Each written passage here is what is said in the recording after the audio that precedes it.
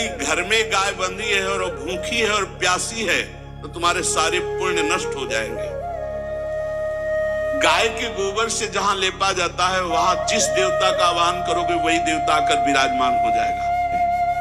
यदि गाय घर में पाली जाए या गौशाला खोली जाए और गौओं की सेवा की जाए, जिनके पास अर्थ है, भाव है, भगवान स्वयं श्री कृष्ण चंद्र जी ने गौ सेवा स्वीकार की, गौ में चराई। गौओं की परिक्रमा करने से, जैसे आप प्रभु की बिहारी जी के मंदिर की 4 परिक्रमा करें तो जो फल आपको मिलेगा वही गाय की 4 परिक्रमा कर ले तो आपको प्राप्त हो जाएगा। गौ की प्रदक्षिणा से, गावः प्रदक्षिणी कार्यावंदनीया ही नित्यशः, जो रोज गाय को प्रणाम करता है और गाय की प्रदक्षिणा करता है तो भगवत प्रदक्षिणा का उसे फल प्राप्त होता है।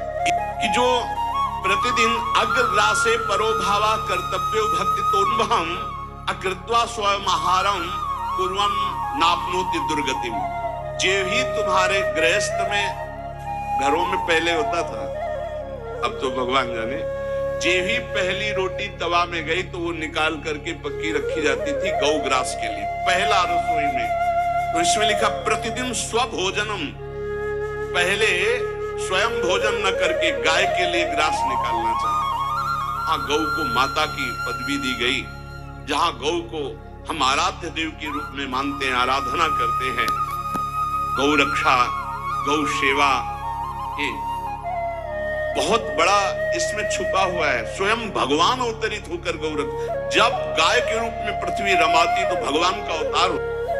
गौएं जहां विराजमान रहती, गौशाला में भजन करे तो कई गुना बढ़कर के प्राप्त होता है। जहां गौएं विराजमान होती हैं वो बड़ा पवित्र दिव्य तीर्थ स्थल माना जाता है। अपवित्र भूमि में भी यदि गाय के गोबर का लेप कर दिया जाए तो परम पवित्र मानी जाती है। गाय बहुत पवित्र, जहां वो बैठती है, जहां वो मूत्र त्याग करती, गोबर त्याग करती, वो स्थान तीर्थ तुल्य पवित्र माना जाता है।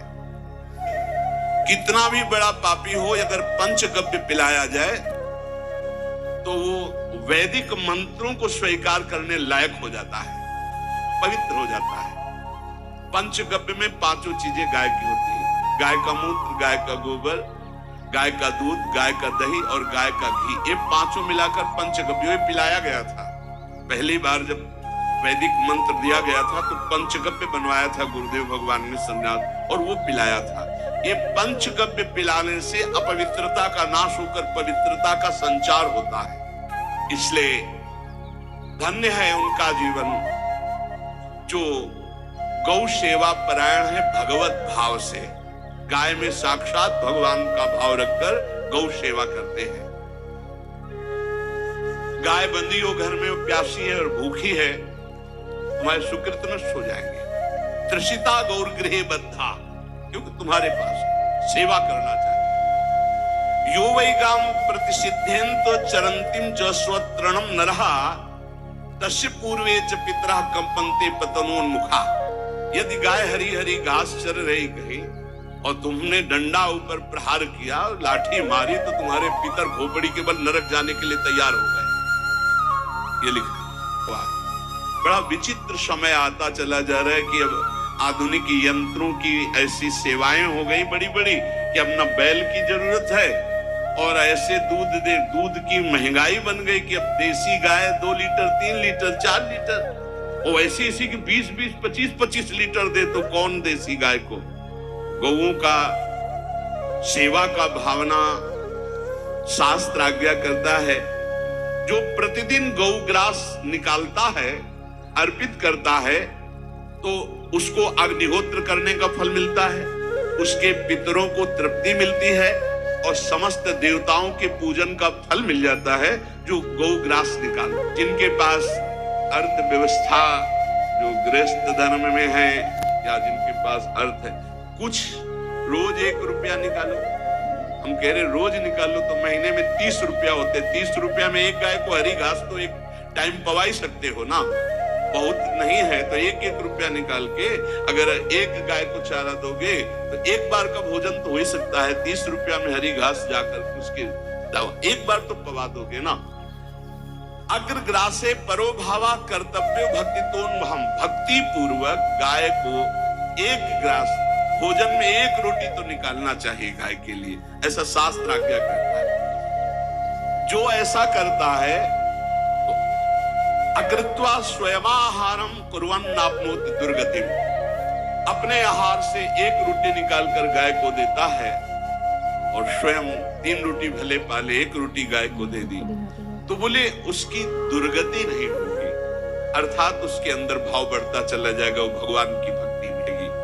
जो सदैव गौ सेवा करता है, उसके डांस मच्छर हटाता है, स्नान कराता है, पीठ में हाथ फेरता है, उसके पूर्वज जो पितर होते हैं वो नाच पड़ते हैं, उनका मंगल होना शुरू हो जाता है कि हमारे वंश में गौ सेवक पैदा हुआ, बड़ा भाग्यवान है और वो गौ के द्वारा हमें तार देगा, ऐसा भाव। गौ सेवा हमारे सनातन धर्म में बहुत बड़ा स्थान गौ सेवा का। तो मूर्ख मनुष्य जैसे अब गाय दूध नहीं दे रही, मार डंडे डंडे मार रहे हैं, इंजेक्शन लगा रहे हैं, ऐसे वैसे कर रहे हैं, उसको ताड़ना दे रहे हैं, तो बोले जो मूढ़ बुद्धि मूर्ख मनुष्य यो वही ताड़ते यष्ट्याधेनुम मर्त्यो विमूढ़धि, वो गाय को लाठी से मारता है, डंडे से मारता है, हाथों से मारता है, तो धर्मराजस्य नगरेशा याति करवर्जिताहा, धर्मराज जी पहले अपने नरक में ले जा करके उसके कहते थोड़े थोड़े तिल तिल करके पहले इसके हाथ काटो, मरना है नहीं वहां, अब आराम आराम से थोड़े थोड़े पहले हाथ वर्जिता है, इन्हीं हाथों से गाय को मारा था ना, वैसे थोड़ा थोड़ा काटा जाता है उसके हाथ। गौ सेवा का धर्म सिर्फ गौ सेवा में ही लगना चाहिए। आप गौ सेवक है, दूध पान कीजिए, रोटी खा लीजिए, लेकिन गौ सेवा का अर्थ आप अपने वासनाओं की पूर्ति में, अपने मनोरंजन में या अपने मन के संकल्प भावना में नहीं पूरी कर सकते। गौ सेवा के लिए ही पूरी कीजिए।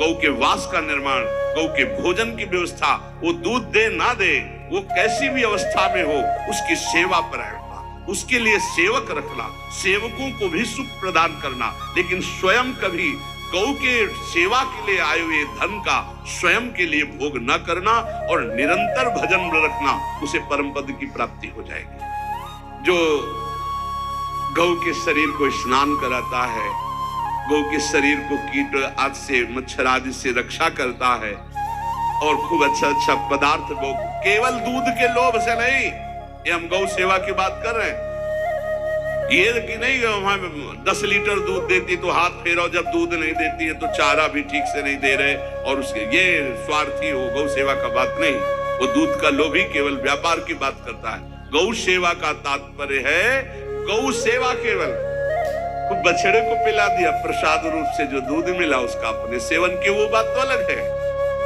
अब बछड़े को तो जरा सा केवल पिन्हाने के लिए कर दिया और खूब सारा दूध लीटर में नाप करके जा रहा है, और उस समय तक तो खवाओ पियाओगे ही खूब अच्छे से, उसके बाद जब दूध देना बंद किया तो उसका आदर सत्कार खत्म, खोल के बाहर ऐसे वो प्लास्टिक खाते घूम रही है, तो ये गौ सेवा नहीं मानी। Thanks for watching, please subscribe to my channel.